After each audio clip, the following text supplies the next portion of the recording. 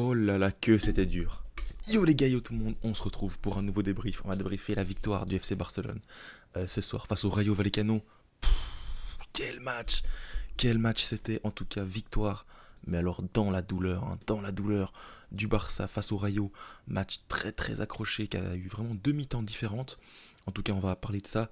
On va revenir bien évidemment sur les faits de match, sur les compositions qui sont juste ici, la composition du Barça, on va la regarder ensemble les gars, avec forcément Ter Stegen, Gérard Martin qui a été titularisé, il a fait une première mi-temps dégueulasse, voilà, il a été horrible, je l'ai trouvé vraiment mauvais, pas aidé par Ferran hein, qui rentrait beaucoup, il a vraiment eu tout le couloir à gérer et par rapport à ça il a été horrible, donc Gérard Martin horrible, la défense Inigo, Koubarsi, Inigo j'ai trouvé très bon, heureusement qu'il était là. Quelques têtes dingueries sur la fin, mais heureusement qu'il était là parce qu'il a fait un travail monstrueux sur le match. Koubarsi a été bon. Koundé c'était plus difficile en première mi-temps, il est monté en puissance au fur et à mesure du match, donc il a été plutôt bon. Pedri, voilà, heureusement qu'il était là au milieu de terrain, il a été magnifique. Marc Bernal aussi, attention parce qu'il est quand même sorti blessé à la fin, donc il va falloir voir, mais cet homme-là, les gars. Marc Bernal a été phénoménal encore aujourd'hui. Gros match pour lui. Et là, on va arriver sur la ligne de 3 et la ligne qui fâche. Pourquoi la ligne qui fâche? Parce qu'en première mi-temps, cet homme a été sur le terrain. Et avec la rentrée de Dani Olmo, cet homme, en fait, va disparaître. Voilà, en tout cas, j'espère qu'il va disparaître. J'espère qu'il va passer sa vie sur le banc à partir de ce match-là. Parce qu'il a vraiment été horrible. En fait, il vient ici, il fait une sorte de double pivot avec Lewandowski devant. On comprend rien à ce qu'il veut faire. Franchement, même des fois, il revient ici en 10. Enfin, on comprend pas. Il va être sur le banc. Il va peut-être des fois rentrer. En tout cas, je ne veux plus le voir titulaire, sauf contre des petites équipes. Rafinha, gros match. Rafinha, gros match. Rafinha encore. Rafinha monstrueux. C'est lui qui est sur la passe pour Pedri sur le but de l'égalisation. Magnifique match. Il est passé à gauche à la sortie de Ferran Torres. Il a été magnifique. Au début de terrain, au début de première mi-temps, pardon, il était au centre. Il a même dévié sur le côté droit parfois. Magnifique match de Rafinha. Euh, que dire de Lamine Yamal aussi, magnifique match. Un des meilleurs en première mi-temps et il a continué sur sa lancée sur la deuxième. C'est lui qui fait la passe magnifique pour Olmo en deuxième mi-temps, hein, qui trouve cette petite passe intérieure dans la surface de réparation. Voilà, beaucoup d'assurance, balle au pied. Il a fait des différences. Il n'a pas marqué, même s'il a beaucoup tenté en dehors de la surface. Ça lui a peu réussi aujourd'hui. Mais dans la globalité, il a été très bon. Ça a été un des meilleurs dans la première mi-temps. Heureusement qu'il est là encore aujourd'hui. Et puis finalement, Robert en neuf. Robert qui a loupé plusieurs grosses occasions, qui a mis un but hors jeu. Du reste, le but hors jeu, hein. Koundé, pour moi, il fait pas du tout faute. Enfin, ça va dans le sens du jeu. Pour moi, y a pas à siffler faute. En tout cas, le but de Robert est quand même annulé. Et sans ce but, on peut dire qu'il fait un petit peu un match compliqué quand même. Alors, heureusement qu'il est là dans les dernières minutes, dans la défense de surface, avec sa tête, etc. Il a sauvé sur plusieurs corners, il était plutôt bon. Mais devant, oula, il a loupé une grosse occasion. Hein. Je sais pas si vous l'avez en tête, les gars, où il se jette devant le but. Le but est vide, il a juste à la pousser au fond. Et puis la balle lui passe un peu à côté, donc ça c'était compliqué pour lui. Il a eu du mal forcément. Pour les entrants, forcément les gars, on a eu l'entrée de cet homme, Dani Olmo, à la 45e. À la 45e, il est rentré et franchement, il a changé le cours du match. Il était exceptionnel, il a mis l'amende à Ferran Torres, il lui a fait une leçon de football.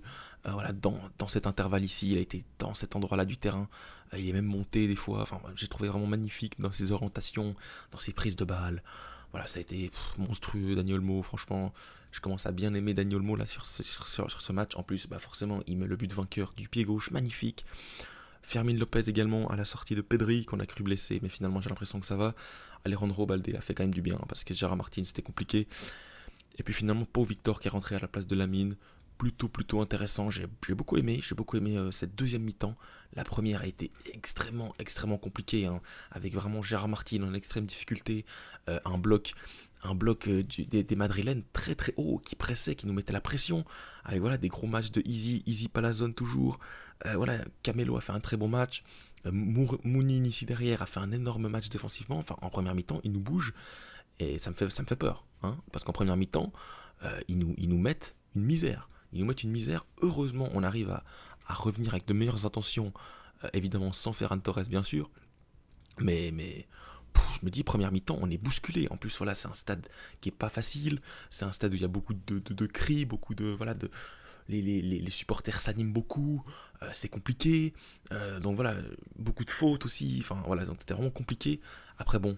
on peut quand même dire que c'était quand même une victoire, les gars, plutôt méritée hein, sur ce match. On voit ici 22 tirs pour le Barça.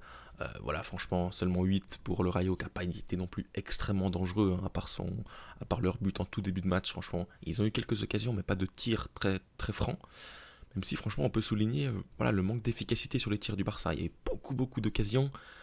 Heureusement qu'on gagne à la fin, parce que, franchement, sinon, on est un peu juste. Hein, voilà, dans la conversion de tirs en tir cadré, on n'est pas bon du tout sur ce match. Évidemment, on domine, parce que toute la deuxième mi-temps, on doit revenir au score. Donc forcément, ça va en adéquation avec ça. Le Rayo qui a commencé à reculer au fur et à mesure du match, ils ont eu forcément tort de le faire.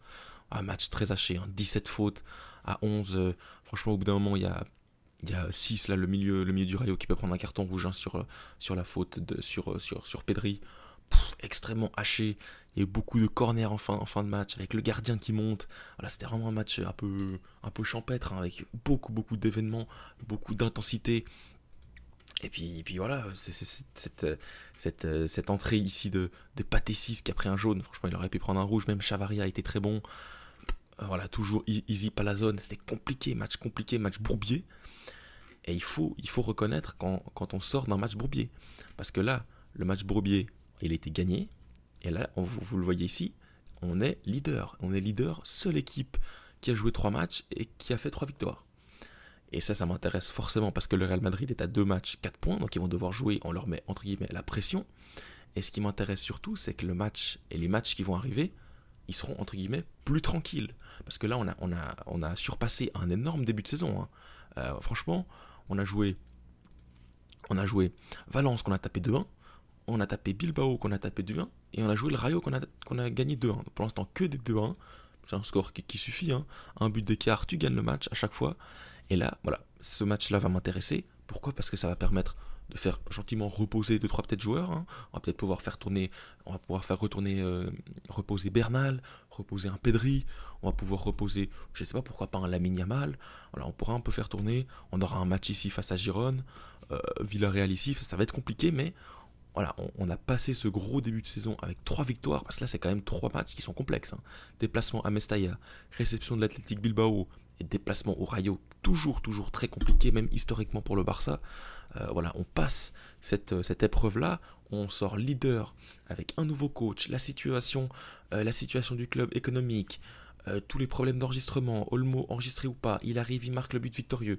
Voilà, j'ai quand même l'impression que le staff et les joueurs font leur travail, même si, attention flic, hein, c'est la première mi-temps, si on fait le débrief à la première mi-temps, je t'engueule, parce que la première mi-temps on n'y est pas. En tout cas, voilà, ils ont su revenir dans le match, ils ont su inverser la tendance, et moi, ça voilà, je veux le mettre en avant quand même, hein, parce que c'est quand même une bonne qualité de pouvoir retourner un match comme ça, dans un endroit bourbier, à l'extérieur, à Madrid. Donc franchement par rapport à ça, grand bravo aux joueurs. J'ai beaucoup aimé la rentrée de Dani Olmo, j'ai beaucoup aimé Rafinha, j'ai beaucoup aimé Lamine Yamal. Lewandowski peut faire mieux forcément dans la finition, il va falloir qu'il s'améliore, il va falloir qu'il plante. Il n'a pas le droit de louper ce but hein, quand il a la cage vide devant lui. Pedri Bernal, ça a été très solide, j'ai beaucoup aimé également la rentrée de Fermin Lopez. Voilà, Martin, ça a été compliqué comme on l'a dit sur son côté gauche, un peu esselé par Ferran Torres. Inigo fait un bon match. On espère que ça continue, hein, parce que défensivement on a plus grand monde avec tous les blessés et tous les absents. Et également Eric Garcia qui s'est blessé, donc on n'a plus personne. La seule solution serait de passer Koundé dans l'axe et de mettre Hector Fort, pourquoi pas, à droite.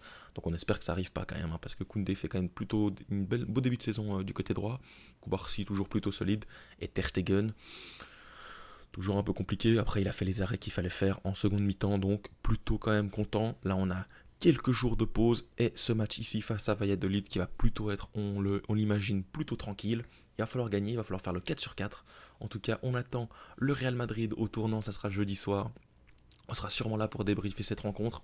Peut-être le faux pas, hein, à l'extérieur, qui sait. En tout cas, voilà les gars, j'espère que vous avez kiffé ce débrief. N'hésitez pas à me dire ce que vous avez pensé de ce match hein, du Barça. Waouh, quelle difficulté. Un déplacement au Rayo comme ça, mais on s'en sort les gars, on s'en sort avec les 3 points. Et franchement, c'est le plus important. C'est le plus important, c'est les 3 points, comme dirait l'autre. En tout cas les gars, je vous souhaite une bonne soirée, une bonne nuit. Et on se voit très vite, dès demain, pour une nouvelle vidéo.